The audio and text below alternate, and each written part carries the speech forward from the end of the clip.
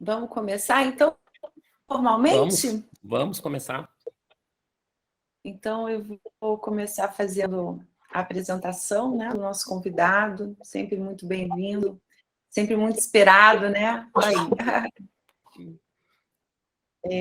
Acho que eu entrei na fila para ter esse dia aí com ele, eu acho que o ano passado, né, que nós Isso. agendamos, mas deu certo, vamos lá.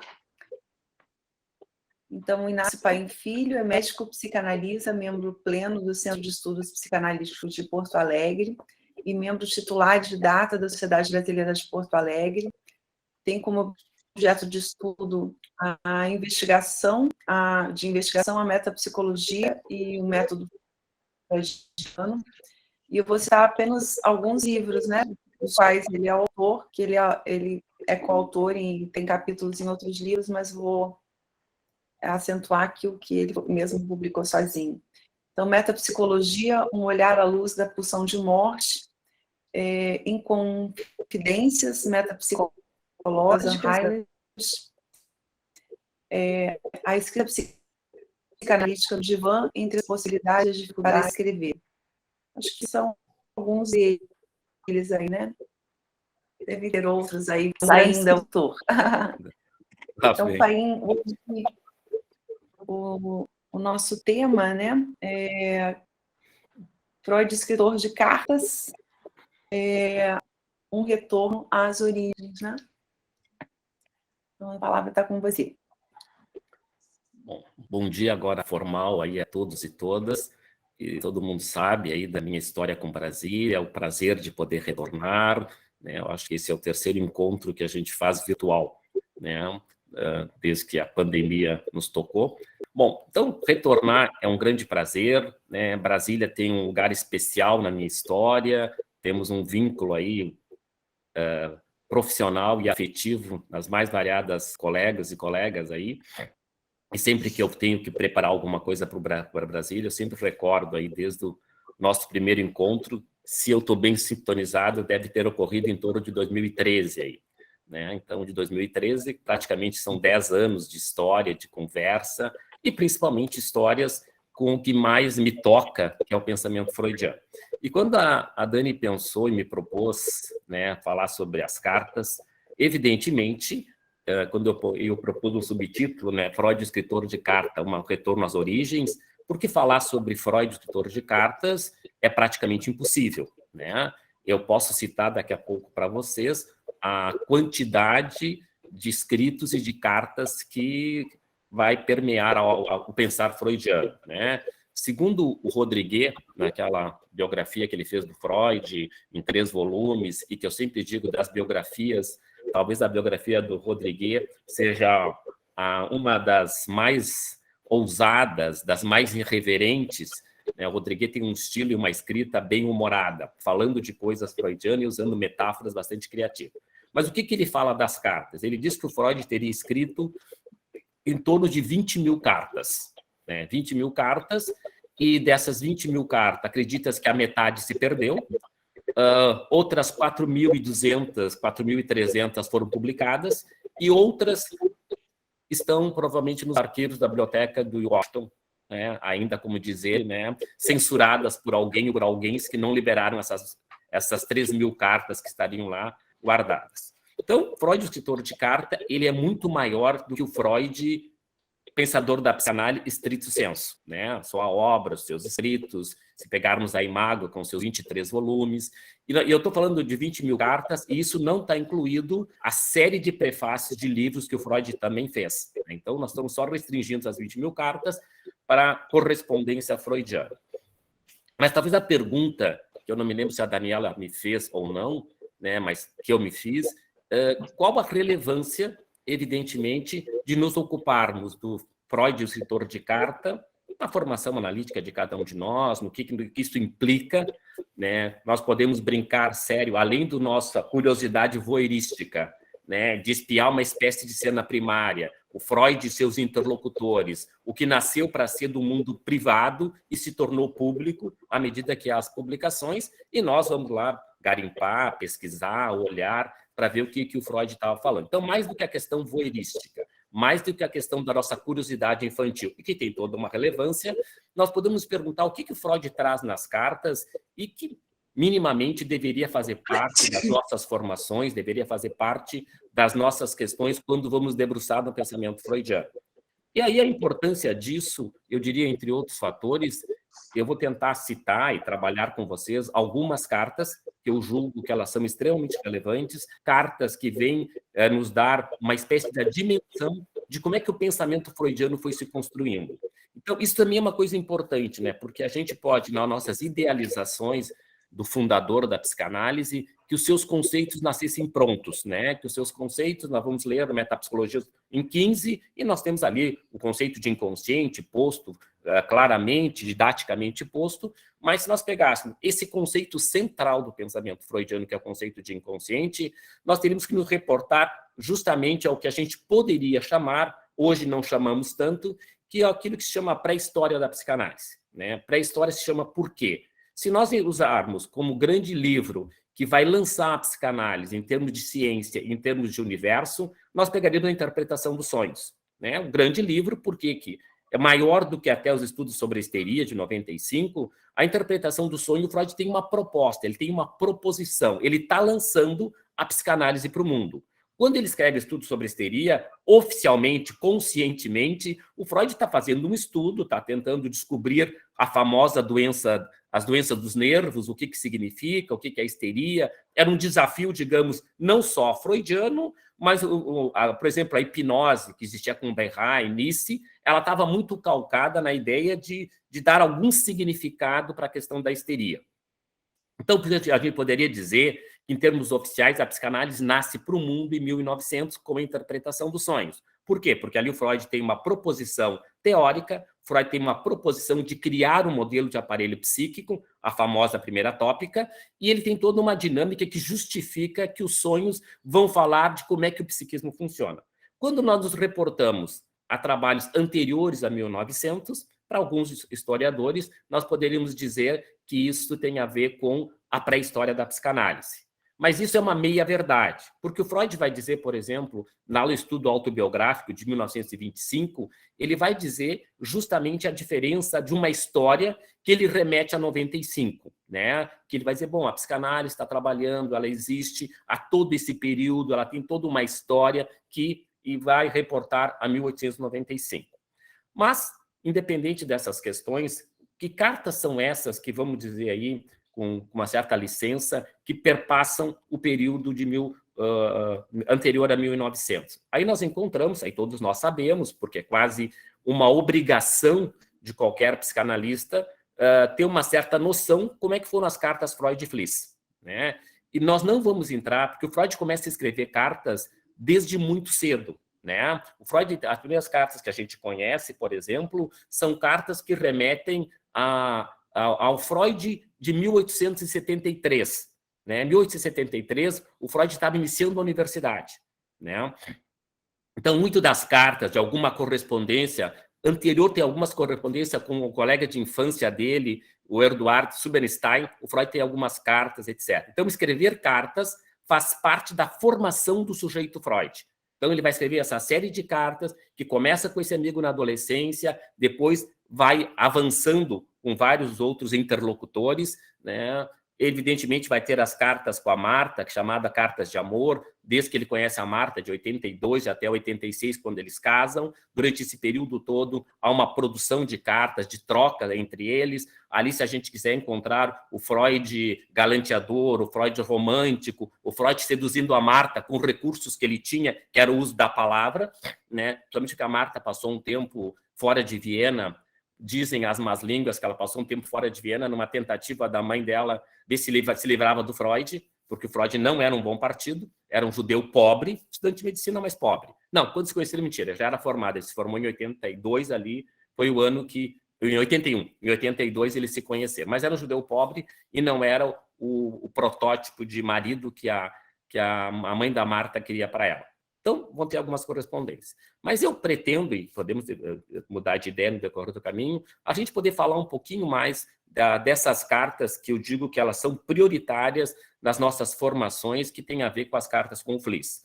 Né? Evidentemente, as cartas com o Fliess, elas entram porque o Fliss vai surgir, né, na vida do Freud logo depois que o Freud retorna de Paris, né? Todos sabemos que o Freud lá, entre final de 85 e metade de 86, o Freud vai estudar com Charcot no Salpêtrière, né? Sabemos que foi importante para o Freud isso. O Freud vai para lá e vai conhecer um pouco mais da histeria, vai conhecer os trabalhos do Charcot, vai conhecer toda a questão, um pouco da hipnose, a forma que o Charcot usava tudo isso. Quando o Freud volta de Paris, duas coisas acontecem importantes, né? Uma, ele abandona a vida de neurologista no Hospital Geral de Viena e vai começar a trabalhar na clínica privada. O consultório dele ele abre num domingo de Páscoa de 1886, né? Então ele abre o consultório dele e começa a atender alguns dias à tarde nesse consultório a população que adentrava ele. Um ano depois, através do Breuer, que nós sabemos que o Breuer é uma figura importante na vida do Freud, o Breuer vai ser um interlocutor importante, vai culminar lá nos estudos da histeria, o Breuer vai ser o cara que vai falar para o Freud toda a história dele com a Ana, né? Então, o lugar que a Ana ocupa, toda a relação, diríamos nós depois, transferencial, todo o embrulho que o Breuer sofreu ali, o Freud é um interlocutor disso. O Freud vai ser algo onde o Breuer vai dividir muitas das inquietudes dele e a Ana vai depois ser o grande caso, digamos, do estudo sobre a histeria. A Ana vai abrir esse processo importante e significativo. E a partir de 87, através do Breuer, então, esses dois homens se encontram, né? É uma relação intensa, é uma relação passional, é uma relação onde tem uma libido homossexual sublimada, mas tem uma relação muito intensa e importante entre eles, né? Tem um amor intenso e significativo, tanto que as mulheres desses homens têm muitos ciúmes, né? Mais a gente conhece os ciúmes da Ida Fliss, do Freud, do que da Marta propriamente dita. Mas a Ida tinha muitos ciúmes disso, né? A Ida, inclusive, se recusou a vender as cartas para o Freud. Essas cartas que nós temos aqui, elas não chegaram diretamente nas mãos do Freud. Essas cartas, quando o Fliss morreu, em 28, se eu não me engano, quando o Fliss morreu, né, a Ida chegou a perguntar para o Freud se o Freud tinha as cartas que o Fliss tinha encaminhado para ele. O Freud disse que não, que ia procurar, e depois disse que não tinha, que ele achava que ele tinha destruído. Não sabemos se destruiu, né? Se destruiu, deve ter destruído com muita dor, porque a história com o Fliss vai acompanhar a história da psicanálise. Nós vamos encontrar referências a Fliss várias vezes. Uma das questões principais, que o conceito de bissexualidade, o Freud sempre vai reconhecer que ele é devedor para o Fliss, com as particularidades do que o Fliss julgava que era a bissexualidade e o uso que o Freud vai fazer. Mas quem traz o conceito para Freud, quem trabalha esse conceito, né, naquela célebre questão, numa das cartas, desde que você me apresentou a teoria da bissexualidade, estou acostumado a encarar todo o ato sexual como um encontro de 4 pessoas. Então, a relação deles é uma relação significativa. Então, essa produção e essa interlocução é intensa e, por isso, essa passionalidade tão significativa vai mobilizar tanto a cadeia entre eles. Então, essas cartas não chegam direto, né? Então, a Ida procura um livreiro e esse livreiro, com a recomendação que não fosse vendida para... Quem vai intermediar isso é a Marie Bonaparte. Então, isso nós estamos em 36. Né? Uma das correspondências que fala que 36, a Marie Bonaparte foi quem pôde receber essas cartas, checou com o Freud, porque o livreiro mandou uma das cartas para ela pudesse ver se eram originais, se não era, tal. O Freud disse ok, que era, e o Freud queria comprar e ficar com as cartas, possivelmente para destruí-las. A Marie Bonaparte fez um acordo com ele, que ia comprar, que não ia destruir e que ia publicar no seu tempo. Tanto que a primeira versão das cartas, que não é essa versão que muitos de nós devem ter, essa é a versão mais completa das cartas Freud e Fliss, né? Dessas cartas publicáveis entre eles. A primeira versão, que surgiu em 1950, é uma versão reduzida. E depois, nos anos 80, surge essa revisão mais ampliada, né? Essa primeira revisão que surge em 1950, ela é o primeiro momento que o mundo psicanalítico tem contato com as questões importantes, né?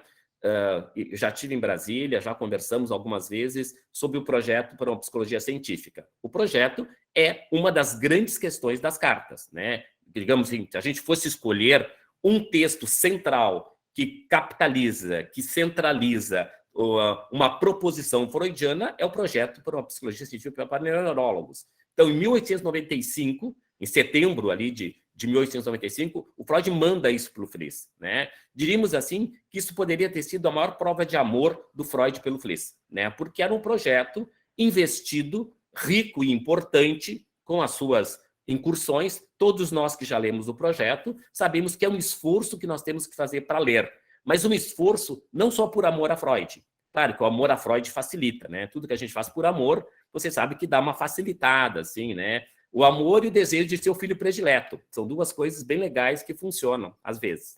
Então, essa ideia do amor e de ser o filho predileto faz com que a gente possa ler o projeto com mais carinho e com mais libido. Eu digo assim, toda uma vez que a gente vai coordenar um texto, eu digo assim, o Freud, eu acho que é um leitor, é um escritor brilhante, né? Tanto que nós estamos dizendo, antes de ser o escritor da psicanálise, ele é o escritor de Kafka. Então, escrever é uma habilidade que o Freud tem inquestionável. Habilidade que a gente sabe que a Melanie Klein não tinha, habilidade que o Lacan não tinha. Por quê? O Lacan, diz a lenda, que ele escreveu um livro, os outros livros foram transcrições dos seus seminários, né? A Melanie Klein tem uma escrita mais truncada, além da teoria, mas é uma escrita mais truncada. O Freud é um escritor fluido. O projeto não tem a mesma fluidez. Mas por que não tem a mesma fluidez? Entre outras coisas, ele não foi feito para ser publicado. Ele é um projeto, ele é um rascunho, né? É um associar livremente que os gênios podem fazer e que o Freud vai colocando uma série de ideias ali e que, a priori, ele nunca foi buscar de volta, ele vem de volta por uma via torta. Nós estamos em 36 ali, não lembram assim que o projeto correu o risco, as cartas correram o risco de ser destruída quando Viena foi invadida. Teve todo um trabalho da Marie Bonaparte também para poder tirá-la de um banco em Viena, onde estavam guardadas, para levá-la para a Europa.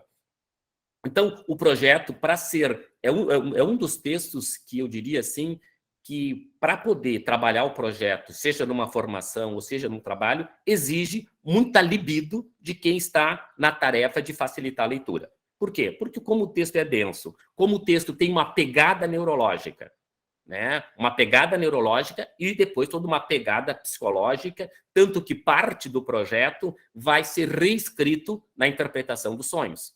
Né? Quando a gente fala experiência de dor, experiência de satisfação, estado de desejo, a parte finalzinha ali sobre sonhos, etc., isso tudo Freud vai retomar na interpretação dos sonhos, fazendo toda uma leitura importante e significativa sobre isso. Mas por que a gente tem que ver o projeto e essa carta? O que consta ali? Né? Consta várias coisas importantes. Entre essas várias coisas, a primeira coisa que é fundamental e que nós temos que saber, como uma formação ampla freudiana, que ali está o projeto da psicanálise.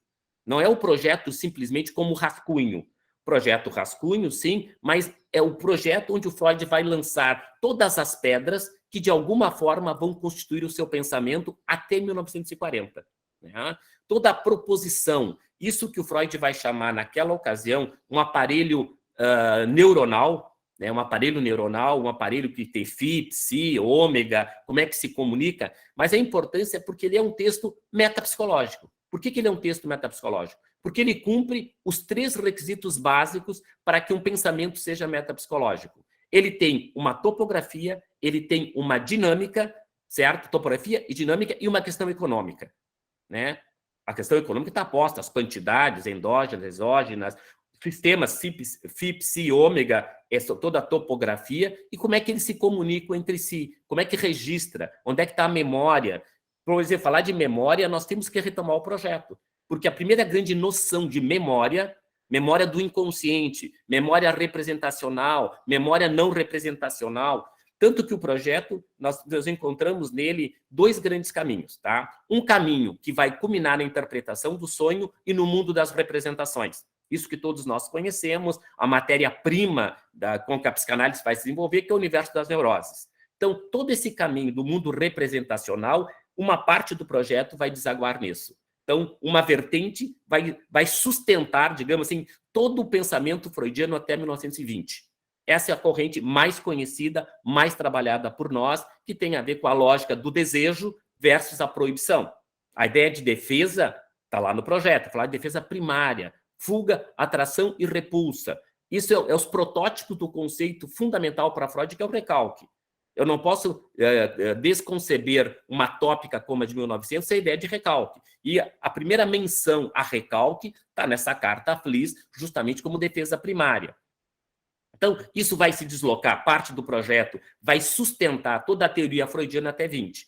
Uma outra parte do projeto vai ser retomada a partir dos anos 20. E qual é a outra parte do projeto que vai ser retomada a partir dos anos 20? Vai ser uma parte que tem a ver com a dor. O Freud tem um capítulo específico lá no projeto, que é o ponto 6, que é dor.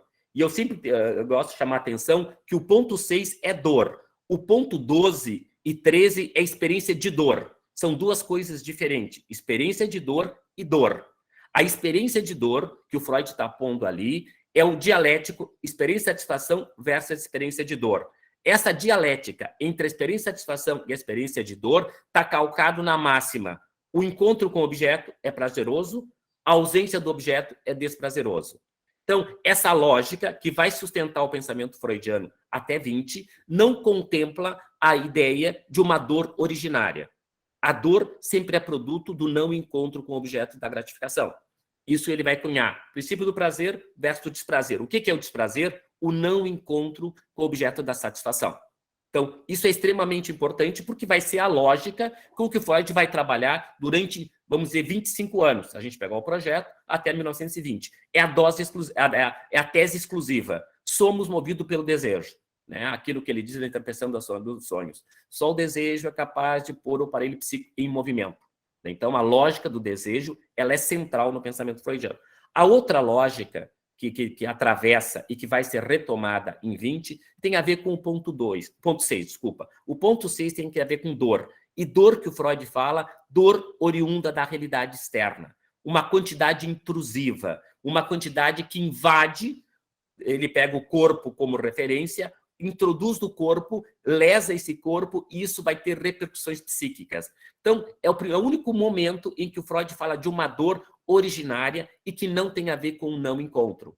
Lembrem que depois dos anos 20, que é justamente aí, né, a Daniela vai estar um pouco envolvida na atividade científica da escolha do tema do Congresso, uma das questões que deve circular, sem querer ser tendencioso e nem influenciar ninguém, nem fazer lobby, porque não me cabe, mas provavelmente, em 1923, temos o eu e o id, que de alguma forma vai estar presente, se direto ou indiretamente, não sabemos. E sabemos que essa tópica de 23, né, com tudo que ela vai trazer, ela vai para um dos motivos do texto de 23, ele vem para legitimar o texto de 20. Né? Quando Freud faz o conceito de pulsão de morte, e esse conceito importante e significativo, além do princípio do prazer solto, ele é só um texto interessante, mas o Freud precisava legitimar ele, e ele não conseguia legitimar ao conceito de pulsão de morte como a tópica vigente, que era a tópica do conceito recalcado versus pré-consciente, consciente, que é a tópica de 1900. Então, ele precisa avançar para legitimar o texto de 20, tanto que a gente sempre fala, tem um silêncio de 3 anos, 21, 22, 23, né? Quando ele volta à temática da pulsão de morte, para poder, então, avançar numa nova tópica e como é que essa nova dualidade pulsional vai se portar para dar conta do sofrimento psíquico e, principalmente, do sofrimento psíquico oriundo de uma verdade material não metabolizável pelo sujeito. Então, a teoria do trauma ressurge no pensamento freudiano, a partir dos anos 20. Verdade histórica versus verdade material. Bom, mas não quero me empolgar nessa temática, senão a Daniela vai dizer que eu não estou cumprindo o combinado. Então, retornamos a 1895, retornamos ao projeto, mas o que do projeto vai desaguar em 1920? A dor, como uma experiência traumática, o Freud faz aquela metáfora do raio, uma intensidade que rompe com as barreiras protetoras, rompe com as barreiras de contato, e vai criar o quê? Uma via petrificada, que vai ser o germe do conceito de compulsão à repetição. Da compulsão à repetição, depois de 20. A compulsão à repetição de 14, todos nós sabemos que ela está sobre a égide do princípio do prazer. Por quê? Porque a compulsão de 14 significa um excesso de gratificação pulsional que nos aprisiona na fase oral, por exemplo. E depois dos anos 20, nós temos outros elementos. Então, essa outra parte do projeto retorna na dor, em 20, retorna na compulsão à repetição, retorna quando Freud reativa o princípio de nirvana ou o princípio de inércia, esse princípio tinha desaparecido. Né? O que o Freud tinha trabalhado durante 25 anos era princípio do prazer versus princípio da realidade, prazer e desprazer. O princípio de nirvana, como o princípio dos princípios, que lá no projeto era princípio de inércia, o Freud retoma ele nos anos 20. E aí ele vai dizer, nós temos 3 grandes princípios organizadores da vida psíquica. Princípio de nirvana, princípio de prazer e princípio da realidade.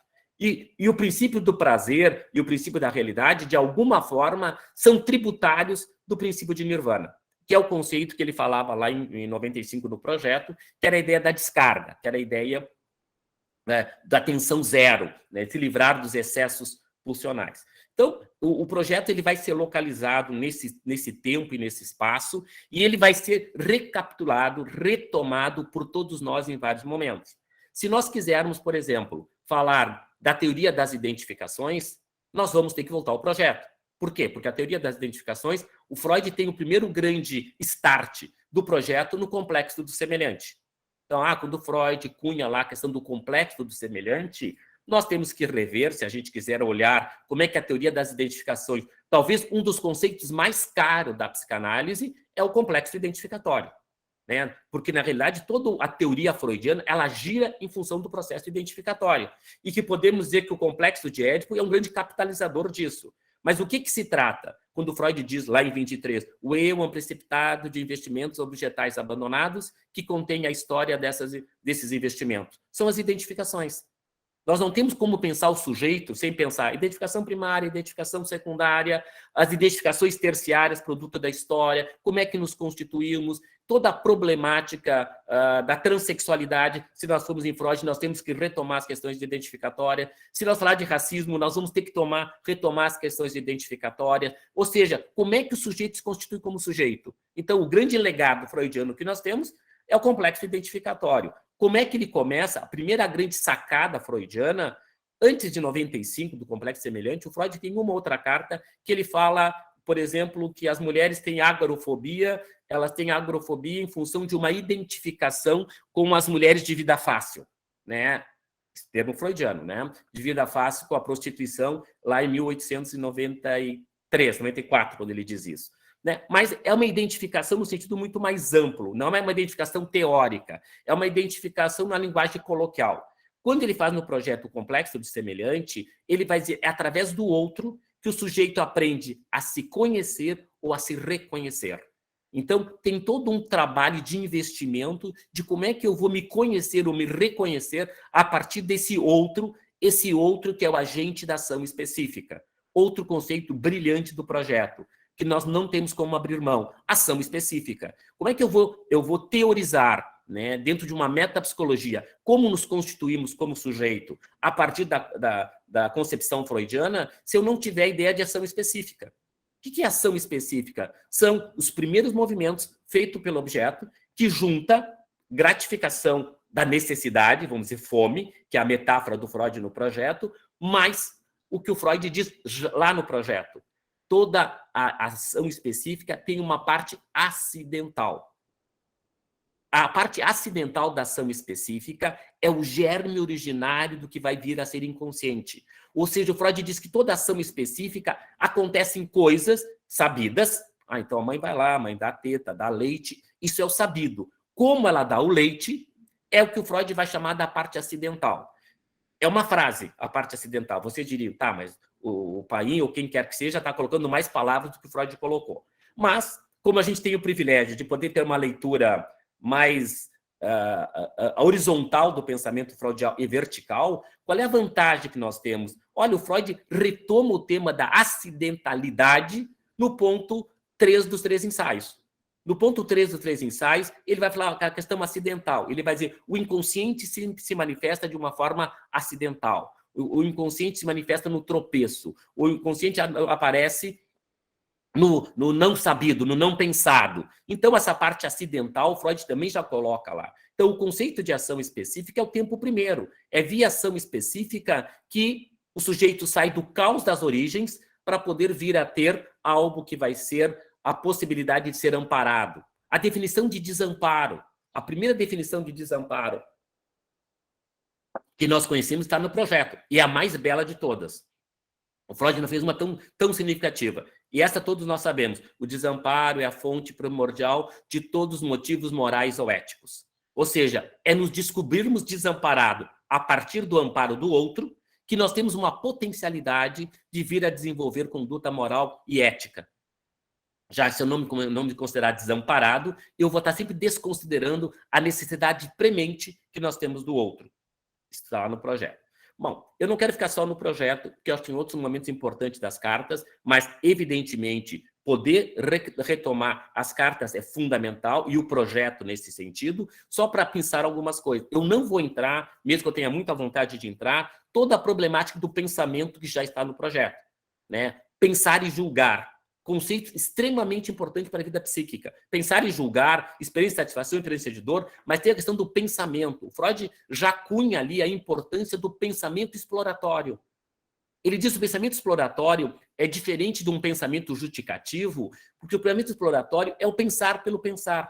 Ele chega a usar a expressão o pensar puro. Isso tem a ver com associação livre. É um pensar pelo pensar. É isso que a gente quer induzir o analisando fazer. Pensar pelo pensar. Claro que aquilo vai chegar a algum lugar, mas quando, como, de que forma, não tem uma proposição prática de tomada de decisões. Tem uma proposição de deixar o pensamento expandir. Lá ele chama pensamento exploratório. E lá ele começa toda a questão do julgamento, que ele vai retomar no trabalho de 1925, que é o trabalho da negativa. O trabalho da negativa, ou da denegação, como alguns preferem, mas da negativa ou da negação, em 25, ele traz elementos importantes do que ele já propôs lá no ponto 18, 19, 17, 18, 16, 17 e 18 do projeto, que é sobre o pensar e o julgar. Juízo de atribuição, juízo de existência, o juízo de condenação não chega a aparecer de forma tão explícita, está ali. Bom, isso para citar algumas coisas. Nós estamos em 95. Se a gente fosse para o ano seguinte, e está trazendo uma outra carta, que aquela carta que eu digo que essa carta todo mundo tem que saber a existência dela, nem que seja só para citar e a gente poder ter uma certa erudição freudiana.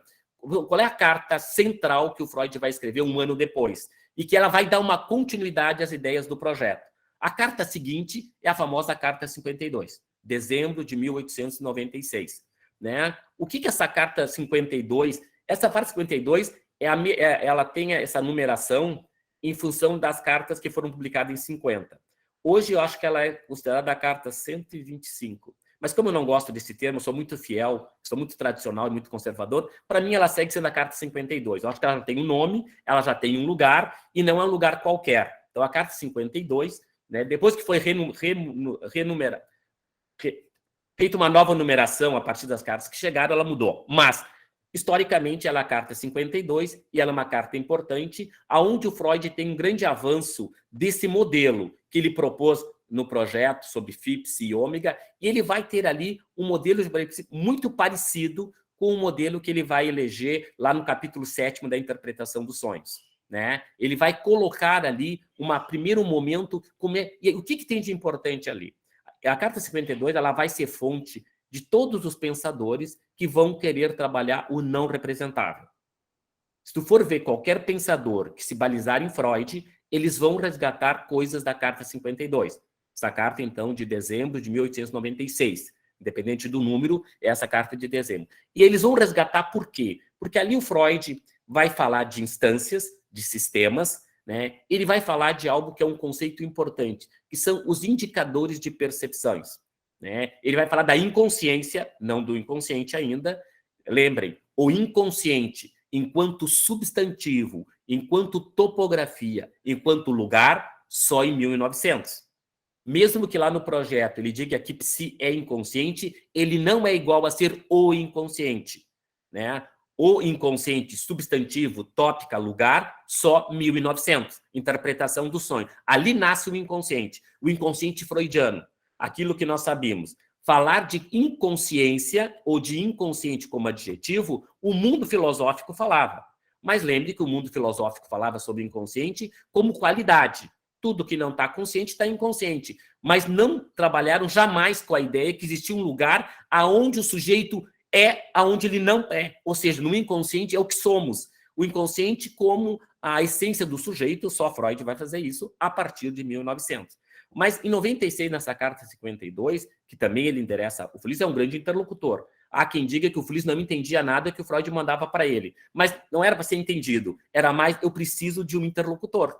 Né? E todos nós sabemos que o outro é fundamental na nossa vida psíquica. Então, independente do que o Fliss respondia para ele, bom, o Fliss era alguém para qual ele podia se reportar e vai escrever essa quantidade significativa de cartas para Fliss. Então, a carta 52, ele vai começar a trazer indicadores de percepção e a ideia de impressão e traço, ela atravessa essa carta 52.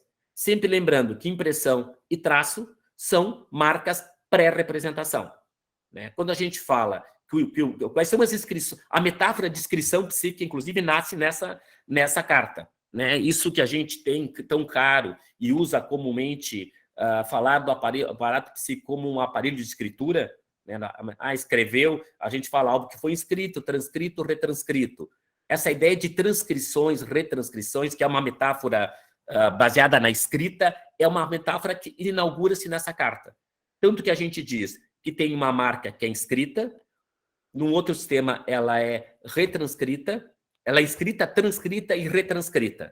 Essa é a possibilidade das marcas psíquicas. Desde uma inscrição primária, se ela é trabalhada, ela pode ser transcrita, e se ela é mais trabalhada, ela pode ser retranscrita. Ou seja, como é que o aparelho psíquico trabalha desde as marcas primevas, que são impressões e traços. Lembre que impressões e traços são marcas mais inespecíficas. Uma representação é algo sofisticado. Quando eu chegar a ter uma representação coisa, eu estou num outro espaço e num outro desenvolvimento psíquico. Então, quando a gente quer resgatar a importância das impressões e traços, precursores das representações. Eu já citei para vocês esse exemplo, para mim o melhor exemplo para a gente entender esse jogo representacional é o exemplo que o Garcia Rosa trazia, né? Que era um grande pensador da metapsicologia freudiana, né? Alguém a quem a psicanálise brasileira deve muito em termos de produção e de trabalho sobre o legado freudiano. Então, o que ele nos dizia lá? Assim, uma impressão que é o mais primitivo é como se fossem as letras soltas do alfabeto. As letras soltas do alfabeto, elas têm algo, mas tem algo muito específico. O A, o B, o C, o D, solto, é um signo que simboliza algo, mas não me diz muito do que se trata, mas é uma marca. Se eu juntar o B mais o A, eu vou ter Ba. O Ba tem uma outra concepção diferente do B e do A solto. Me evoca outras coisas. Então, enquanto letras soltas são a impressão, um conjunto de letras pode formar um traço, né? E um conjunto de traços pode formar uma representação. Daqui a pouco eu posso ter uma representação boca, uma representação seio, né? Num conjunto. Então, essa primeira metáfora vai fazer com que a gente fale de algo que é escrito, transcrito e retranscrito. Isso tem a ver com toda a questão da teoria do trauma. A teoria do trauma que tem a ver marcas traumáticas que ficam impedidas de transformação psíquica. Isso tem a ver com o quê? As impressões que não puderam, pelas suas intensidades, ficaram impossibilidade de ser transcritas. E não podendo ser transcritas, elas ficam petrificadas, congeladas. Isso tem a ver com a teoria dos traumas precoces, a qual nós podemos seguir prisioneiros vida toda, que as patologias ditas atuais, as patologias do não representável, a clínica do negativo, ela remete a esses traumas precoces. Esses traumas que, lembrem, estão no inconsciente não recalcado. Então, essa carta 52 deixa em aberto algo que o Freud só vai explicitar a existência de um inconsciente não recalcado em 15. Né? Até 15, o Freud tinha toda uma ideia de inconsciente recalcado e inconsciente recalcado, que aloja o desejo, que é toda um mote pensante freudiano, e quando a gente pensa a primeira tópica, nós vamos olhar sempre para o desejo e a questão do inconsciente recalcado. Ele é nosso objeto de estudo. Né? Toda vez que a gente está olhando para Freud desse momento, a gente olha para onde? Para o inconsciente recalcado e as suas múltiplas formas de retorno. Então, o inconsciente recalcado, ele tem representações, ele tem seus traumas, mas traumas mais sofisticados, mais elaborados, né? Do que traumas mais primitivos e mais arcaicos que estão no não recalcado. Então, o inconsciente recalcado, a gente sabe que, classicamente, ele retorna, porque ele tem essa potencialidade de pressionar o recalque e criar vias para que ele possa ganhar alguma satisfação. Transferências, atos falhos, xistes, sonhos, né? São todas formas de retorno do recalcado, ou seja, algo que condensou e deslocou e burlou a força do recalque e aparece nos nossos sintomas da vida cotidiana, por exemplo, aparece nos atos falhos, então as várias formas. Então, essa metáfora dessa escritura e de algo que não se transcreve pela vivência do traumático, carta 52, né? Então, algo que não se transcreve, que é quando Freud, nos anos 20, vai abrir espaço para pensar aonde está esse arcaico, aonde está isso que não é representável, ele vai ter que abrir isso. E o que eu dizia para vocês, 20, ele está falando que existe um território mais arcaico, mais primitivo e que não está subordinado ao princípio do prazer. Esse território é o território que ele vai só poder nomear em 23, quando ele vai dizer, o eu é uma instância modificada pela percepção, temos um espaço que é um id-eu indiferenciado, aonde vamos ter marcas traumáticas, tanto que a compulsão à repetição, ele vai dizer que é uma resistência do id.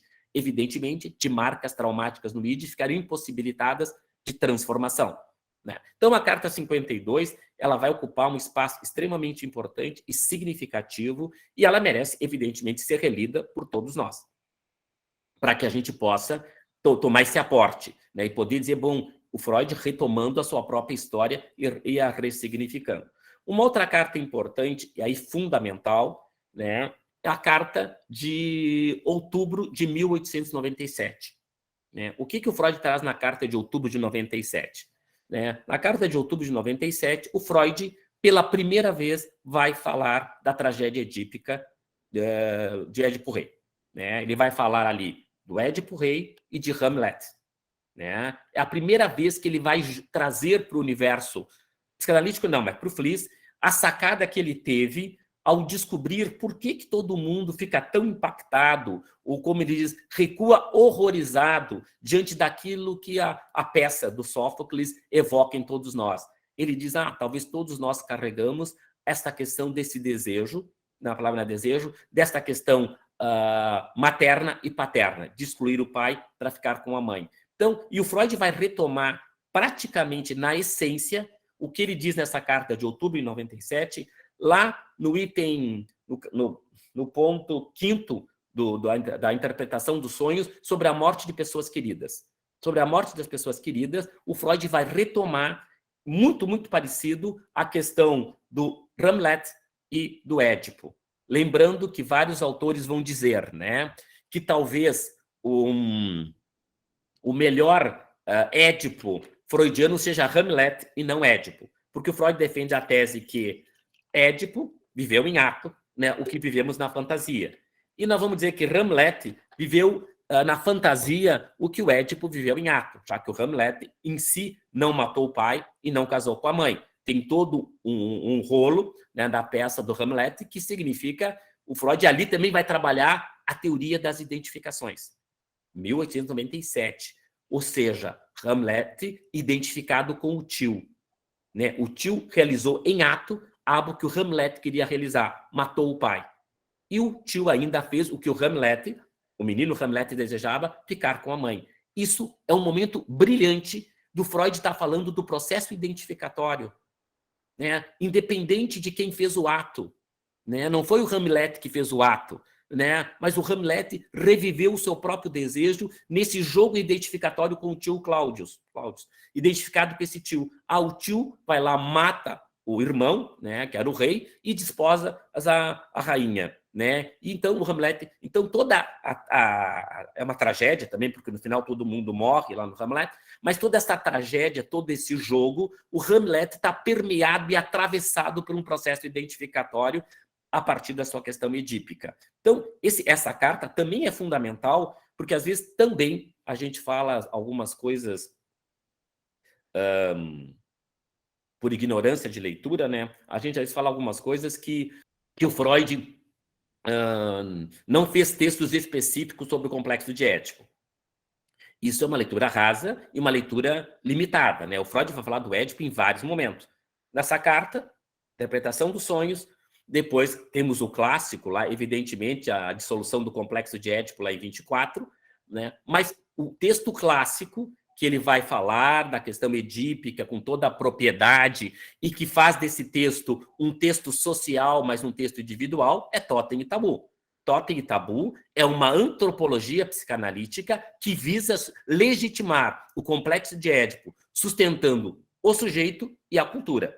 Então, se nós quisermos trabalhar o complexo de Édipo com qualquer colega em informações em qualquer espaço, nós vamos trabalhar o quê? Nós vamos ter que estudar Totem e Tabu de várias formas, mas sabemos que ali o que se trata do Édipo freudiano estruturando o sujeito e a cultura. Né? Mais uma vez, o Freud comprometido na intersecção entre cultura e sujeito. Cisões são as coisas que nós psicanalistas fizemos. O Freud, o tempo todo, estava fazendo o entrelaçamento. Claro que eu sempre cito dois textos quando eu falo da questão do Édipo em Freud. Né? Dois textos centrais, além dos outros. Né? Dois textos centrais que a gente precisa ter uma leitura intercruzada. Um é Totem e Tabu e o outro é Narcisismo. Certo? Porque Totem e Tabu, o Freud vai falar dos desejos do Édipo em relação a Laio e Jocasta, digamos assim, e no Narcisismo, o Freud vai falar do quê? Dos desejos de Laio e Jocasta em relação a Édipo. Né? Toda a questão filicida que nós encontramos no Édipo, na Jocasta e no Laio, que os pós-freudianos vão retomar, né, e vão dizer toda a problemática antes do Édipo ser parricida e incestuoso, o Édipo nasceu marcado para morrer, e só não morre, sabemos assim, por detalhes da vida, das interferências do camponês, que não mata, etc. Mas, de qualquer forma, o narcisismo, nós vamos falar do poderio dos objetos primários. Narcisismo primário é falar da força dos objetos, que passam a ser determinantes da vida psíquica e não coadjuvantes na vida psíquica de cada um de nós.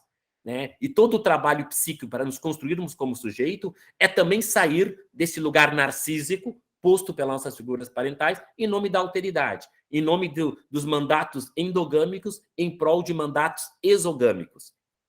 Bom, então essa carta de 97, de outubro, ela é importante. É uma carta que também tem um marco interessante, né? O Freud vai escrever ela em outubro de 97 e o pai do Freud morreu em 96. Então, há que se entender que a própria morte do pai ali em 96 foi um elemento facilitador para que o Freud pudesse se haver também com a sua parte parricida e incestuosa, toda a sua relação com a Amália. Isso já vai aparecer desde a interpretação dos sonhos. Nós sabemos, assim, que o romance familiar freudiano, ele tem suas particularidades, né? O romance familiar freudiano, muito mais do que com o Jacó, é com o Philip. Né? O Philip, que era o irmão mais novo do primeiro casamento do pai, que era muito próximo da madrasta. Então, o Freud tem toda uma relação paterna e edípica muito mais com esse irmão do que com o próprio Jacó. Então, mas a morte do Jacó, digamos assim, e esse processo, porque também nesse período que vai de 96 a 1999, mas 96, nós sabemos que esse período que vai culminar com a interpretação do sonho, que começa em 96, é o período áureo da autoanálise do Freud. Né? E que essas cartas para o Fliess, elas vão cumprir essa função autoanalítica, né? Mesmo que a gente saiba que a autoanálise não existe, que essa questão todo Freud mesmo vai dizer, mas foi o que o Freud pôde viver. Então, de novo, a presença do interlocutor, a presença desse outro, que era o Fliess, né? Claro, talvez num monólogo e não num diálogo, digamos, de uma maior interação, mas foi através dele que o Freud pôde trabalhar, né? Um escritor, me faltou o nome agora, que escreve sobre o Freud e a sua escrita, depois eu vou lembrar o nome dele, ele vai dizer que talvez o Freud tenha inaugurado também uma espécie de cura pela palavra escrita, diferente da Ana O, que inaugurou a cura pela fala, e que o Freud tenha marcado, de alguma forma, a cura via palavra escrita. Né? Porque o Freud vai, então, fazer todo esse trabalho, né, de dar conta do seu sofrimento psíquico, a morte do pai. Inclusive, ele vai dizer na interpretação dos sonhos, né, que a morte do pai talvez seja uma das dores mais intensas que um homem pode sobreviver. E que a interpretação dos sonhos é produto da elaboração do luto pela morte do pai. E que todo esse período que ele vai ter o Fliess como interlocutor, ele vai, então, desenvolvendo as suas teses, isso que eu falava dessa libido homossexual, dessa transferência intensa, que vamos nomear a posteriori, evidentemente, é extremamente importante, e o Freud capitalizando isso, né? O Freud buscando alternativas para dar conta dessas questões. Então, quando ele pode falar do Édipo, é importante porque ele está se havendo nesse lugar. Lembre que o Freud ele vai romper com um dos paradigmas da ciência do seu tempo, né? E que há muito pouco tempo a ciência moderna está rompendo, ou seja, tomar a si mesmo como objeto de observação. Isso é algo inédito, né? Lembrem que é aquele conceito que não é um conceito freudiano e que a gente usa, que é o conceito famoso de neutralidade. O conceito que o Freud tem é de abstinência. O conceito central, a importância do analista abster-se dos seus desejos em relação aos desejos dos seus analisandos, né? Agora, neutralidade era um ideal de ciência, século XVIII, século XIX, como se pudesse ter um observador neutro. Não, o Freud inaugura a ideia que não existe observador neutro. Por não existir, nós temos que tentar ser abstinente. Se pudesse existir um observador neutro, então não precisava ser abstinente, né? E também diríamos, não sei o quanto nos interessa um observador neutro, né? Aí podemos discutir as várias questões, as várias implicações nisso. Inclusive, só fazendo um breve recorte, a importância das cartas, por exemplo, lembrei de falar de observador neutro, nós falamos sempre que o Freud não trabalhou o tema da contratransferência, né? Que ele falou dela pouquíssimas vezes, né? Mas a primeira vez que ele fala sobre contratransferência é numa carta com Jung. Então, isso é extremamente importante. Como é que a gente vai resgatar o conceito de contratransferência se nós não pudermos, além de saber da importância, que nos anos 50, a Paula Raimo, Hacker, vão retomar o tema da contratransferência, etc., se a gente não puder retomar a importância que nessa carta Jung, 1909, em meio às questões da problemática do Jung com a Sabine Spionheim, etc., o Freud fala sobre a contratransferência, 1909. Claro que ele sempre vai falar da contratransferência como, de alguma forma, o ponto cego do analista, né? Ele não vai entrar na complexidade, a contratransferência como forma de comunicação. Isso é um avanço dos pós-freudianos. Mas nessa carta, a Jung, é um momento importante da sacada de algo que se passa no inconsciente do analista e que o Freud vai trabalhar. Isso para pegar, de novo, uma das inúmeras cartas, porque as cartas deles para Jung também tem uma imensidão incrível de coisas de carta que esses dois homens vão trocar entre eles. Então, a ideia desse conceito, ele nasce lá em 1909, nessa carta com Jung. Mas vamos retomar. Então, Édipo 97, então, é um momento importante e significativo, né? Nós não falamos, mas nesse interim, né, nesse jogo, né, quando a gente for falar ou for trabalhar a teoria da bissexualidade, nós também vamos ter que retomar as cartas Freud e Fliess, né? Porque essa teoria começa a ser desenvolvida e falada por Freud a partir das suas interlocuções com Fliess, já que o Fliess é que vai trazer isso, vai apresentar esse conceito. Claro que o Fliess traz o conceito de bissexualidade de uma forma biológica. O Fliess tem a ideia que homens recalcam o que é feminino e as mulheres recalcam o que é uma espécie de recalque orgânico, uma espécie de recalque pré-estabelecido. O Freud vai comprar essa ideia, vai trabalhar com essa ideia, mas o Freud é o sujeito que vai construir o que nós chamamos de psicobissexualidade, né? E o texto que vai trabalhar a bissexualidade de forma significativa, mais além das cartas, 3 ensaios. O primeiro ensaio dos 3 ensaios é sobre, basicamente, bissexualidade. Tem vários espaços onde o Freud vai começar esse jogo, atividade, passividade, masculino fálico versus castrado, etc., né? Então, ele vai retomar e vai trabalhar isso a partir dos 3 ensaios por excelência. E quando falo desse conceito, de novo, é importante. Sabemos que essa questão da bissexualidade vai ser uma disputa importante, né? O Jung, desculpa, né? Meus atos falhos. O Fliess vai acionar o Freud vai acionar por plágio, né? O Sabota e o Werner, que uma deles foi analisando do Freud, e ele diz que o cara escreve um livro sobre bissexualidade. E o Fliess vai escrever um trabalho em minha própria defesa, onde ele aciona, né, esse sujeito, dizendo que esse sujeito, através do Freud, ficou sabendo da teoria da bissexualidade, e esse sujeito, então, teve o uso indevido de um conceito que o Fliess reclamava como seu. Mas, evidentemente, isso não se comprovou, mas isso vai corroborar para também... já tinha essa relação desses dois homens, termina em 1904. Aliás, a partir de 1900, os historiadores vão nos dizer, como a interpretação dos sonhos, tem-se uma ideia que vai marcar um pouco o fim dessa relação entre eles. Porque a partir de 1900 até 1904, onde segue a correspondência, ela vai se espaçando, até poder encerrar, né? E termina de uma forma traumática. Esses homens nunca mais vão se encontrar, né? E vão ter algumas interlocuções em relação desse processo, mas não vão ter mais nenhuma relação de fato, né? A não ser que o filho do Fliess, do Robert Fliess, vai se tornar psicanalista alguns anos mais tarde. Pessoal, acho que a gente tem... Eu estou quase uma hora conversando aí, então acho que a gente pode abrir nela para conversar, para ver, para a gente poder especular outras coisas sobre o pensamento freudiano aí. Obrigada, Paim. É sempre uma conferência, né? Você consegue ficar falando aí uma hora seguida. Acho que você trouxe várias questões para a gente pensar e né, para o debate. Alguém quiser fazer pergunta, a gente vai trocando aí. É só se inscrever por essa mãozinha aí embaixo, fica mais fácil. Paim, eu vou começar, então.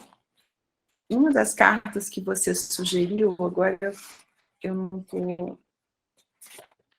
aqui com certeza, acho que é a primeira.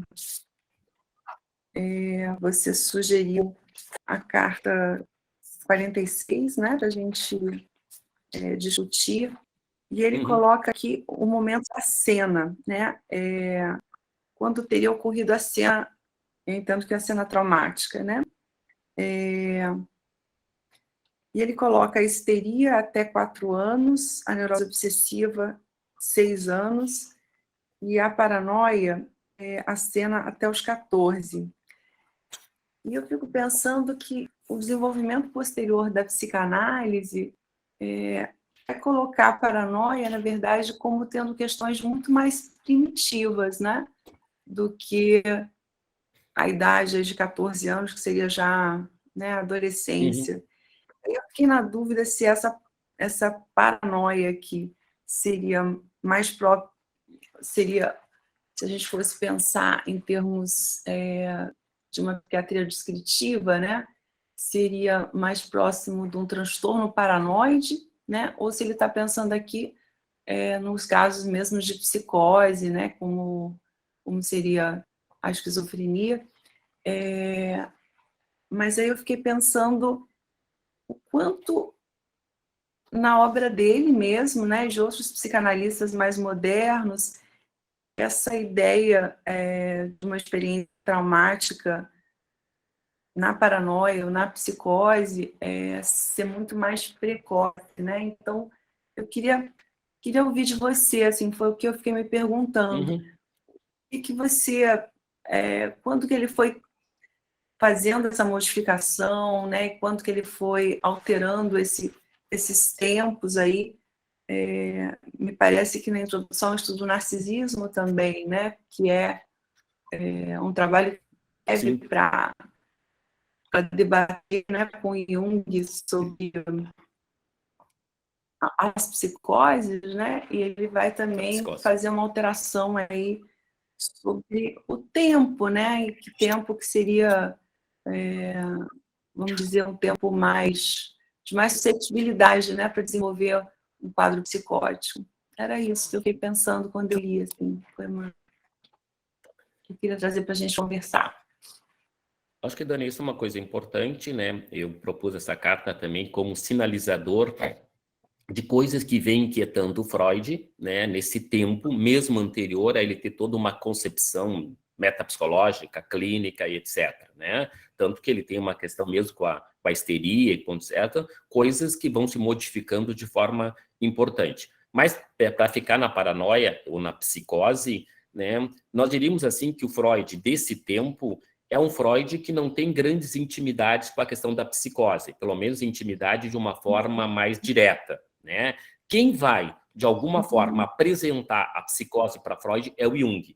Né? O Jung, sim, tem uma grande tradição, e o Jung, né, junto com com o Bloiler. Breuer. Eu sempre confundo com o Breuer, né? Eles são figuras importantes que se aproximam do Freud a partir de 1905, né? Inclusive a entrada deles em cena ali em 1905, 1907 é extremamente importante para a psicanálise se ampliar pela Europa, né? Então Zurique entrando nesse jogo, Zurique, o hospital psiquiátrico que eles coordenavam lá em Zurique era um hospital de referência importante e significativo. Então, a partir do Jung, o Freud vai se aproximar da psicose de uma forma até então não aproximada. Tu citou 14. Antes de 14, e é o grande referencial e o grande texto sobre a paranoia é o caso Schreber, né? O caso Schreber é o caso clássico, e aí o Freud vai trabalhar a psicose ou a paranoia desde um outro lugar. Inclusive, a paranoia, se nós formos olhar aquela linha divisória do Abraham, né, a paranoia vai estar na fase anal. Daí nós não estamos lá na adolescência, nós estamos regredindo bem mais, né? Depois o Abraham organizando as fases mental-libido, né? A paranoia está na fase anal expulsiva, e a neurose obsessiva é retentiva. E a famosa linha divisória, o que é da ordem da psicose e o que seria da ordem da neurose. E a paranoia neste lugar. Então, o Schreber é um momento importante, é um momento significativo para que o Freud repense, tanto que a gente pode dizer que, de alguma forma, o caso Schreber é o que nós temos de melhor em Freud para pensar a paranoia, né? E todos os pós-freudianos, quando vão trabalhar a paranoia, o caso Schreber é fundamental, assim como o Homem dos Ratos para a neurose obsessiva. Porque nesses dois casos, digamos assim, eu vou me permitir, nesses dois casos não tem muitas discussões teóricas da estrutura psíquica desses sujeitos.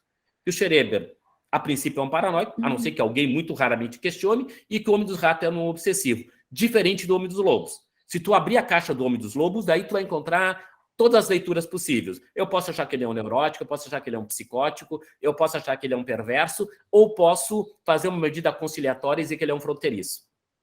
Eu estou brincando, que fronteiriço é uma caça de gato, cabe todo mundo. Porque fronteiriço, ninguém escapa também, né? Nós, neuróticos, temos também o nosso lado perverso.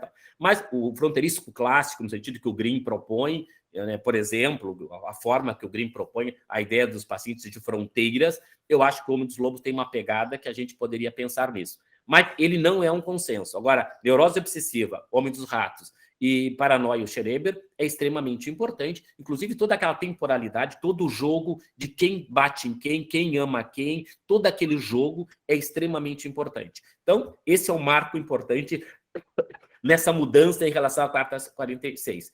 Depois tem, evidentemente, narcisismo, e narcisismo nasce para dar conta da psicose amplamente falando.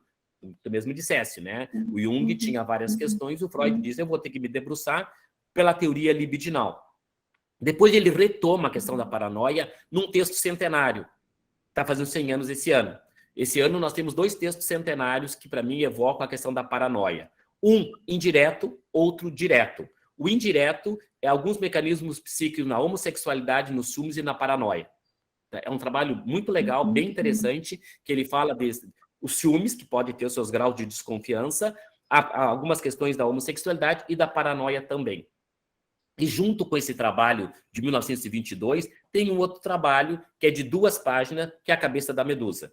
Né? A Cabeça da Medusa é um trabalho de 2 páginas que o Freud vai trabalhar essencialmente ao complexo de castração. Mas, como um subtexto e uma possibilidade, nós temos toda uma questão importante de que lugar é esse que a medusa é colocada.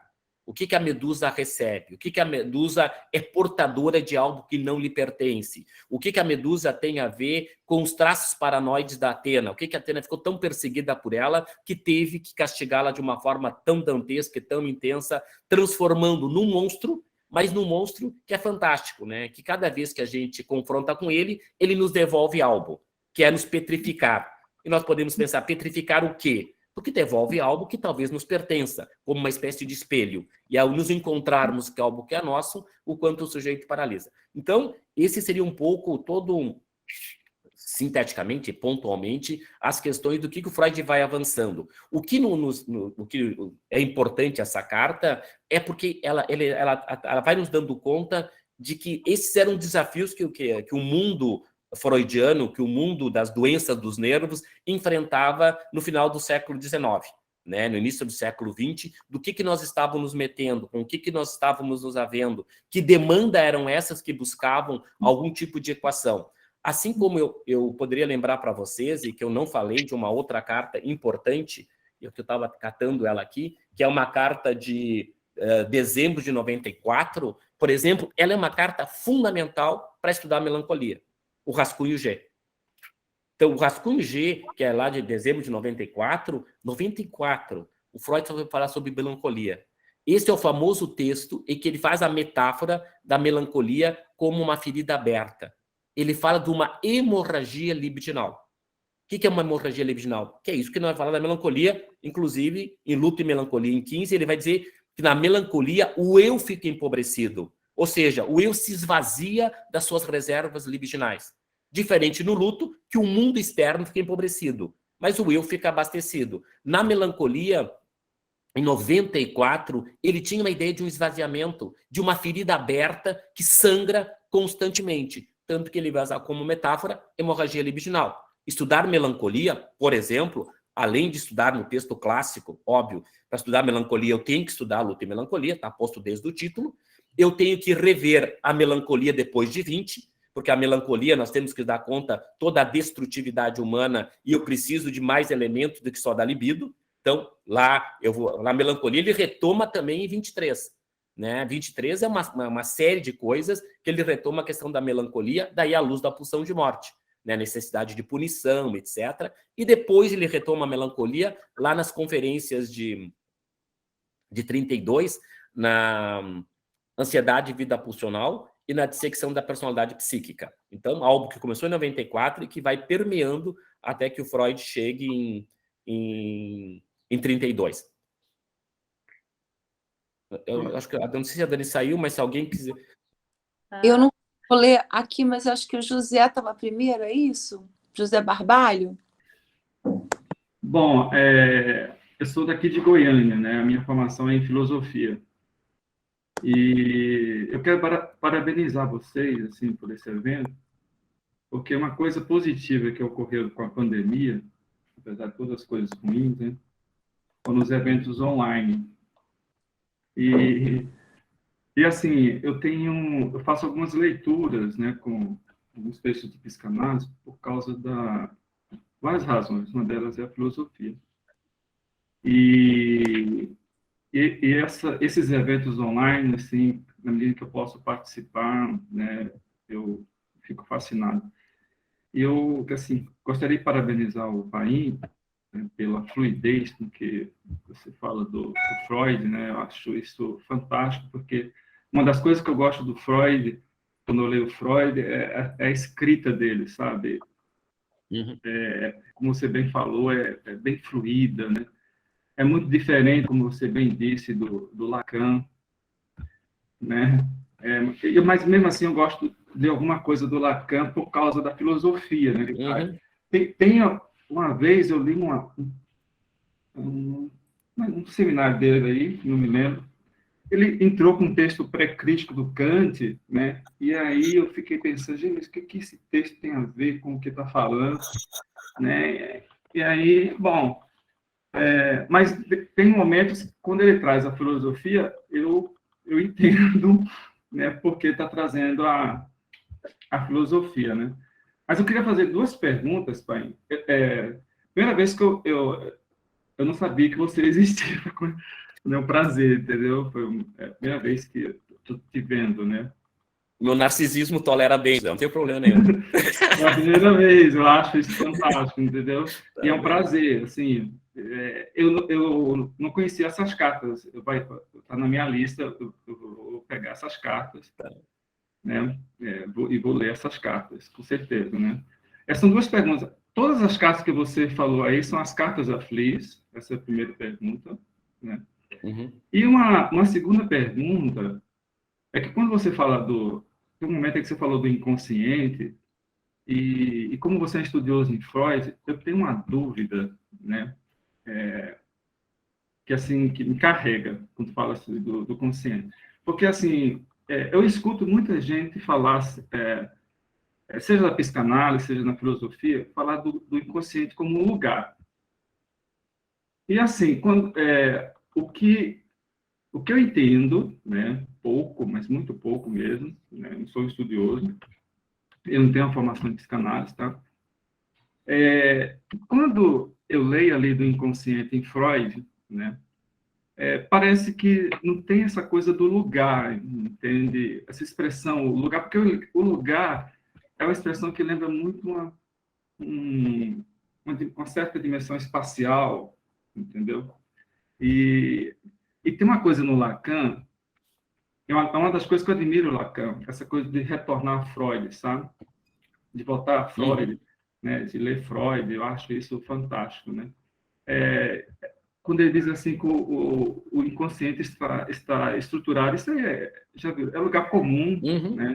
Está estruturado em linguagem, né? Aí foi aí quando eu entendi, eu pensei, mas eu acho que é isso que o Freud quer dizer por inconsciente, porque na medida em que a pessoa fala, né, ela se expressa, o inconsciente ele vai se estruturando ali na linguagem, entende? Mas não eu não vejo aí como um lugar, entendeu? Porque ele está ali na linguagem, quer dizer, ele se manifesta ali não tem essa dimensão, uma realidade assim metafísica, entendeu? Alguma coisa assim que você possa ir lá recorrer, porque a gente muitas vezes usa, né? Vai recorrer ao inconsciente, né? vai ali no inconsciente, né? Mas assim, ele se apresenta, né? Essa é uma coisa que fez, posso estar errado, hein? Inclusive eu gostaria que você me corrigisse. Ele se apresenta ali na linguagem, está ali na linguagem, entendeu? Basicamente aí. Eu gostaria de ouvir um pouquinho de você, sabe? A esse respeito, né? O que você pensa, né? Eu entender um pouco melhor essa questão, entendeu? Porque é uma coisa assim, a gente usa muitas expressões quando fala do inconsciente, entendeu? Que às vezes gera uma confusão do ponto de vista da própria linguagem, entendeu? Então, lógico, né? Certas expressões que remetem a uma dimensão espacial, uma realidade, né, que está ali, mas que, bom, eu não vi isso, às vezes eu me enganei, né? Eu estou enganado, entendeu? Não, Jé, assim, olha, o que tu diz, a primeira pergunta é fácil de responder. Sim, as cartas que eu citei, fora do Jung, da Freud, Freud e Jung é um outro livro, que são as cartas com o Jung. Tu vai ter carta com o Jung, com o Ferenczi, não, isso aí eu sei. Com a filha, com os filhos, tu vai ter carta com teóricos, tu vai ter as cartas de amor, que são as mais bonitas, que estão aqui, né? Quando eu quero fazer declarações de amor para minha mulher, eu escolho uma daqui. Às vezes ela gosta, outras vezes não, mas como sou eu que digo, ela diz que está bem legal. Então eu faço um marketing pessoal. Não, então as principais foram todas de um livro com essas cartas dele. O que tu pergunta sobre o inconsciente, e eu soltei essa o inconsciente como substantivo e não como adjetivo. Então, essa é uma questão importante, né? Porque adjetivar que algo é consciente, o inconsciente, ok, isso o mundo faz, eu digo que a filosofia já fazia antes do Freud. O que talvez a gente tenha que entender, que a metapsicologia freudiana, que tem no inconsciente o seu grande eixo, né, fundante, a metapsicologia freudiana, o Freud mesmo diz, ela é uma ficção, ela é uma invenção para poder pensar o não pensável até então.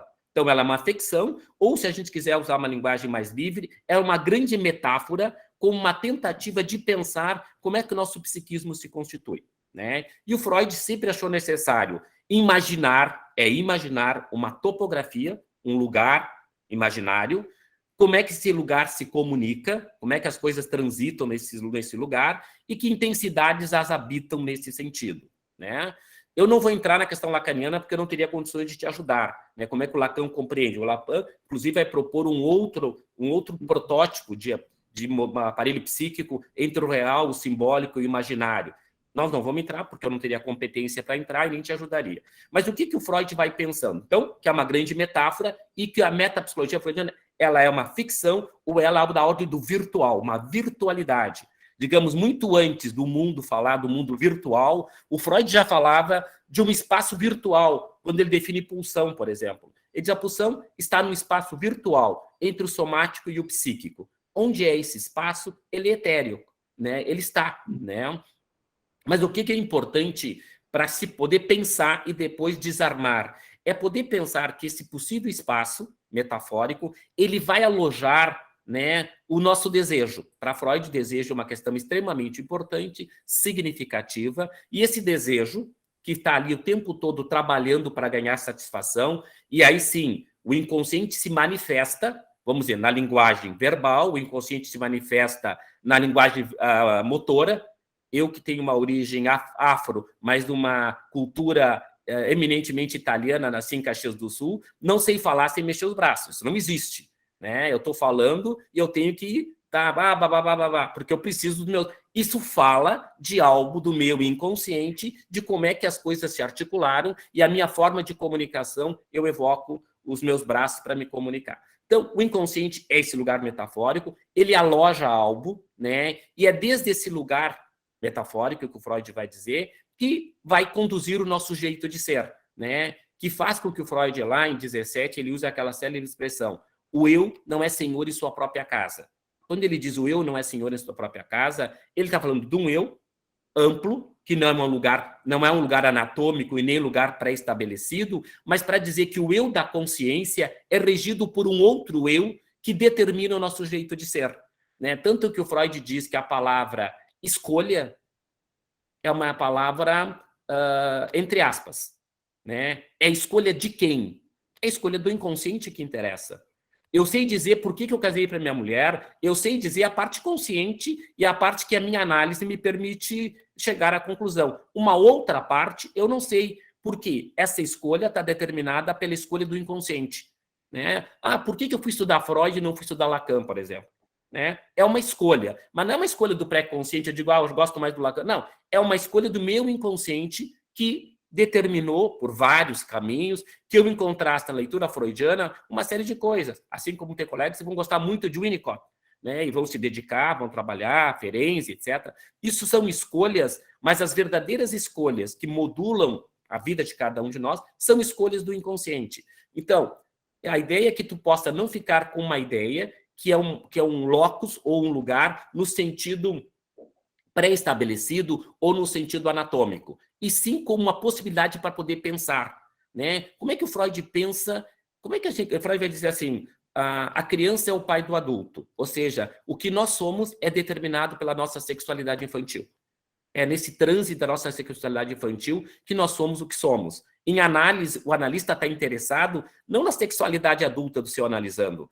Eu estou interessado na sexualidade infantil. Se o sujeito me procura que ele está impotente, ok, é um sintoma, é um sofrimento dele, mas a minha questão não é uma preocupação com a impotência dele enquanto um fenômeno adulto. O que ele está preso na sua história infantil que o impossibilita do encontro com a mulher amada ou com o homem amado, ele fica impotente, né? Isso nós diríamos, tem a ver com a sexualidade infantil, uma ideia de um trauma não elaborado, que a topografia freudiana é só um recurso para pensar o que não pode ser pensado. E aí a gente tem possibilidade de pensar que existe um eu, que existe um id, que existe um eu consciente e inconsciente, como é que essas instâncias se comunicam entre si. Então, é uma tentativa de poder dar palavra e plasticidade para o que não tem plasticidade. Mas a ideia é que o inconsciente surja como substantivo e não como adjetivo nos interessa porque evoca, então, esse lugar ou esse espaço metafórico que aloja uma série de coisas que vão determinar nosso jeito de ser. E aí, quando em análise a gente propõe que os analisandos possam associar livremente, nós temos a ideia que, nesse associar livremente, dentro do possível, o sujeito comunique como é que o seu inconsciente está sendo organizado e como é que ele pensa, etc.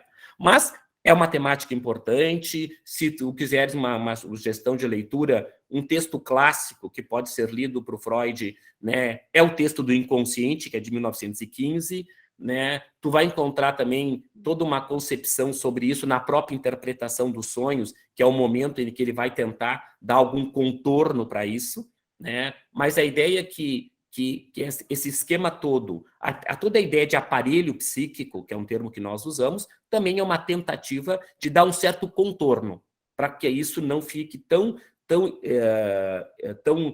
disjuntivo que nós não possamos pensar. Então, esse é um dos textos clássicos que tu pode ter. O Freud tem uma conferência, as conferências de 16 e 17. Ali ele vai ter algo sobre o inconsciente, que talvez também te ajude a ler e pensar, para que a gente possa seguir pensando sobre isso. Tá bem, José?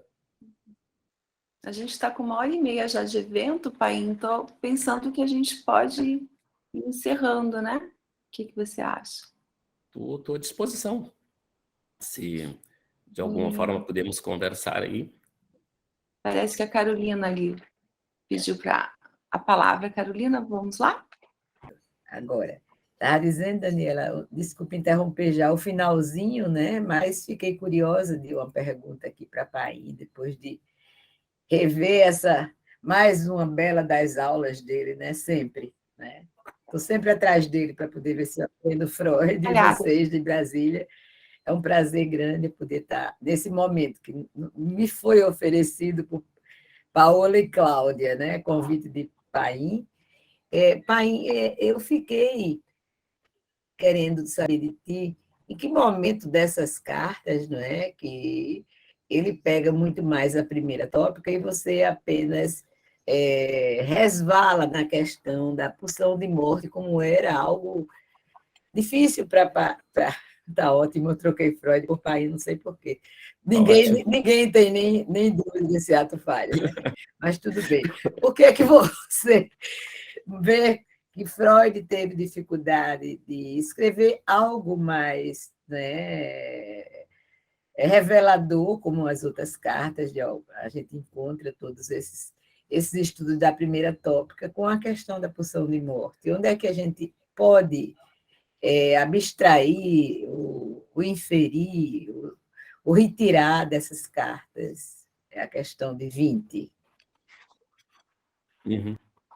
Carol, sim, olha, são inferências que a gente pode fazer, né? Uma das questões importantes que podemos voltar um pouco ao projeto, onde a gente vai ter um germe disso, além da questão da dor, nós temos a questão quando Freud fala das quantidades, né? De quantidades, né? Quando ele fala assim das quantidades anárquicas, das quantidades que não retém nada, né? Eu diria assim, Carol, melhor, eu falaria do projeto e das quantidades. Quantidades, lembrem, quantidade que não tem qualidade, né? E o Freud diz que a qualidade vai ser dada à medida que psi vai se desenvolvendo. Lembrando que a pulsão de morte não tem qualidade. Quem vai qualificá-la é a libido. A pulsão de morte é pura intensidade. Quando a libido entra em cena, ela vai dando os contornos, ela vai colorindo. Mas um outro conceito importante que tem a ver com o conceito de pulsão de morte e tem a ver com os teus estudos sobre psicossomática é quando Freud vai trabalhar, desde 94, as neuroses atuais. Então, as neuroses atuais é um momento extremamente importante se a gente quiser trabalhar toda a questão, o que as neuroses atuais trazem de atual para nós. O Freud parte do pressuposto que as neuroses atuais são produtos de algo que não tem a ver com a história. São ahistóricas. Claro que isso depois não se sustenta. Mas ele diz as neuroses atuais não têm a ver com as neuroses de transferência, por exemplo, que tem a ver com a história infantil de cada um de nós. Então, as neuroses atuais carregam um quanto desse disruptivo que não tem condições de ligação psíquica.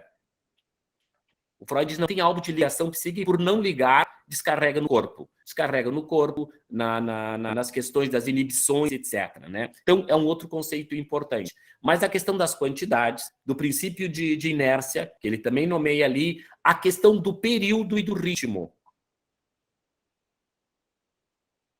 São outros conceitos importantes que o Freud resgata, período e ritmo, porque é uma questão importante. Né? Lembra que quando Freud sai da lógica do princípio do prazer, ou amplia, não sai, essa lógica segue, ele agrega, ele parte de que detalhe importante? Ele vai dizer assim, porque a lógica que diz prazer é tudo aquilo que aumenta a tensão, e prazer é tudo aquilo que baixa a tensão. Isso é o que sustenta a teoria econômica freudiana até 1920. Se aumenta a tensão, temos desprazer.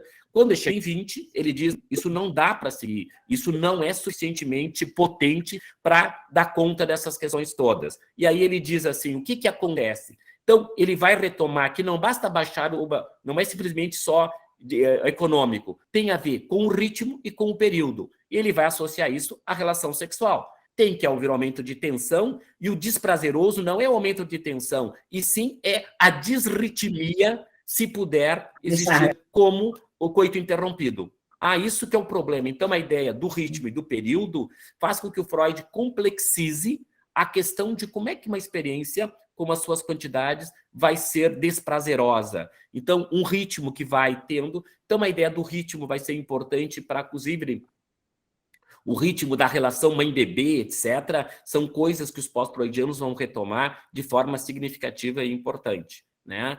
E, claro, que a questão da pulsão de morte, que o Freud vai trabalhar depois dos anos 20, ela também vai trazer as marcas, além das neuroses atuais, além da questão das quantidades e desses princípios, ainda vai trazer a ideia, que aí a gente evoca a carta 52, que é justamente aquilo que não galga se transformar. Porque a ideia do Freud, quando ele pensa esses espaços psíquicos, é que tem um trabalho de transformação, né? E a letalidade de algo é ficar impedido de ter essa máxima que é condensar e deslocar, né? Todo o traumático que o Freud vai falar depois dos anos 20, etc., tem a ver justamente com algo que fica impedido da dinâmica do inconsciente, que ele diz tão importante, né? O inconsciente prolifera no escuro. Ou seja, o inconsciente está a todo momento trabalhando, se puxando para fazer o quê? Para burlar a barreira do recalque e poder se ganhar gratificação e poder ampliar a sua capacidade de ter acesso ao mundo externo.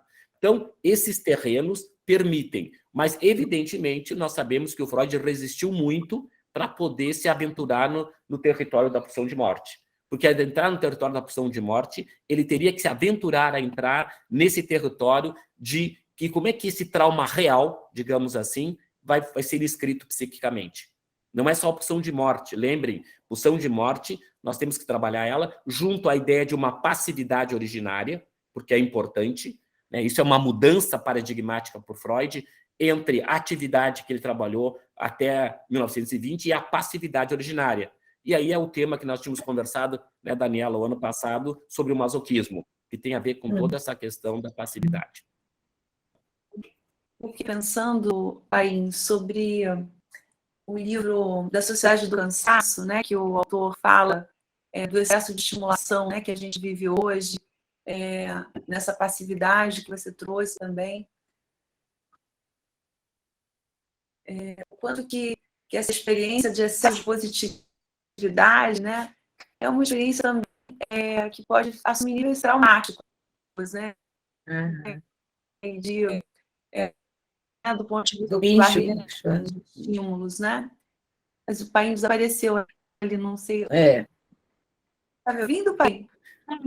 Estava ouvindo o Stácio Bill-Chan, né, sobre a sociedade do cansaço, né? Isso. Ou a sociedade da positividade, né? Em detrimento da sociedade da negatividade. Tá. Né? Daniel, eu acho importante, eu acho que esse autor é um autor que a gente pode conversar com ele, eu gosto do Bill-Chan, ele tem vários trabalhos, vários livros importantes. Uma das questões que ele trabalha ali e que ele vai dizer toda a diferença entre a sociedade do século XX e século XXI, ou a sociedade ao qual a psicanálise nasceu, final do século XIX, século XX, que era uma sociedade da negatividade. Negatividade calcado na ideia do conflito, né? Na ideia que o recalque estruturava. Então, o não estruturando o aparato psíquico, né? E sendo mediador para, inclusive, conter o desejo poder ser trabalhado. Quando ele vai trabalhar essa sociedade da positividade, ele vai trazer justamente que falta a força da negatividade, né? Ou seja, seria a própria letalidade de Eros, se nós fôssemos falar no certo sentido, porque seria esse excesso de ligação, esse excesso do sujeito, porque a sociedade do cansaço é a sociedade dos ideais, é a sociedade sustentada naquela máxima, querer é poder. Né? Que é uma das sociedades que mais a nossa sociedade que nos maltrata. Se o sujeito não atinge um lugar, é porque ele não quer, e não porque ele não pode, seja por N motivos. Tipo assim, se tu quisesse mesmo, tu teria isso. Então, essa frase, ela caracteriza na expressão dele, me faz sentido, a sociedade da positividade. Que justamente, né, mas o que talvez o Bill-Chan não trabalhe e que a gente, como especialista, possa trabalhar, é justamente aí o potencial criativo da pulsão de morte, que seria a ruptura com o status quo, né? Esse status quo que nos adoece, esse status quo que a gente está preso a dar conta de demandas que são irrealizáveis, né? Em nome de que quanto mais tu trabalhar, quanto mais tu fizer, quanto mais eficiente tu fores, melhor tu vai ser. Então, é uma falência, e que a negatividade da pulsão de morte ela pode ser reinstrumentalizada,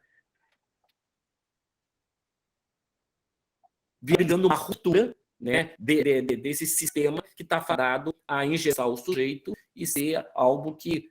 Isso é que sustenta, né, que a tua pergunta também faz lembrar, isso é o que sustenta o que os grandes pensadores têm dito, que a nossa cultura é uma cultura da melancolia. Se a histeria foi a doença, a grande questão do século XX, parece que a melancolia é a grande questão do século XXI. Né? Ou seja, é não corresponder às idealizações da cultura e, obviamente, construída com nossos objetos primários. Né? Então, é ficar preso nesse universo que evoca questões melancólicas bem importantes.